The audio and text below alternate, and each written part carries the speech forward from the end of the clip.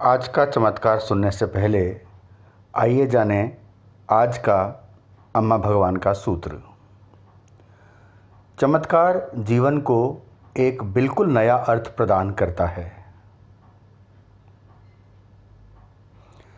चेन्नई, भारत से मैं वीना सुधाकर हूँ। मेरे पति आर सुधाकर मधुमेह के रोगी हैं। वह हर 3 महीने संपूर्ण शरीर की जांच कराते हैं। इस साल के शुरू में हमने जाना कि उनके दाहिने फेफड़े में गांठ है। ये गांठ कैंसर के कारण थी या नहीं, ये जानने के लिए बायोप्सी की गई। शुक्र है कैंसर नहीं था। अब सवाल ये था कि इस गांठ का कारण क्या था। इसी बीच डॉक्टरों ने उनकी दवाइयाँ शुरू कर दी, जो हमने 1 महीने बाद लेनी छोड़ दी। हम सीटी स्कैन और एक्सरे के लिए फिर गए। अब उस गांठ के बिल्कुल बराबर उससे भी बड़ी गांठ हो गई थी। सारे ज़रूरी टेस्ट करने के बाद डॉक्टर ने परामर्श दिया कि अब दवा 9 महीने तक खानी पड़ेगी।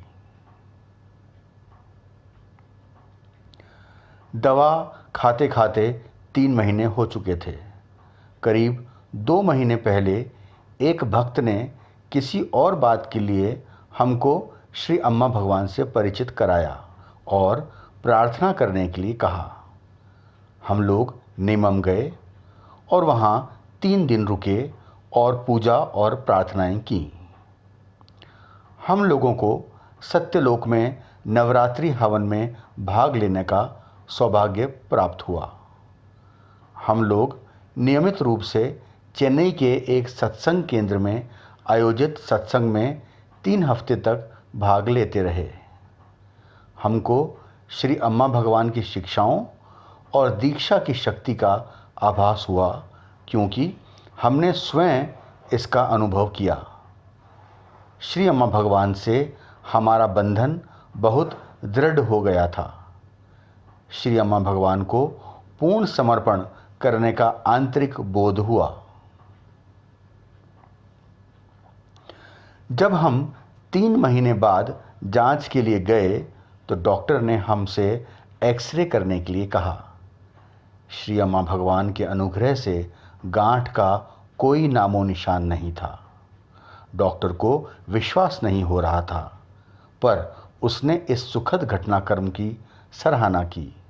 धर्म में आने के 2 महीने के अंदर ही इतना शक्तिशाली चमत्कार। उन सबको सहृदय आभार जिन्होंने हमारा परिचय इस परम आनंद और अद्भुत चमत्कारों की जादुई दुनिया से कराया। हमारे साथ हर मिनट होने के लिए धन्यवाद श्री अम्मा भगवान।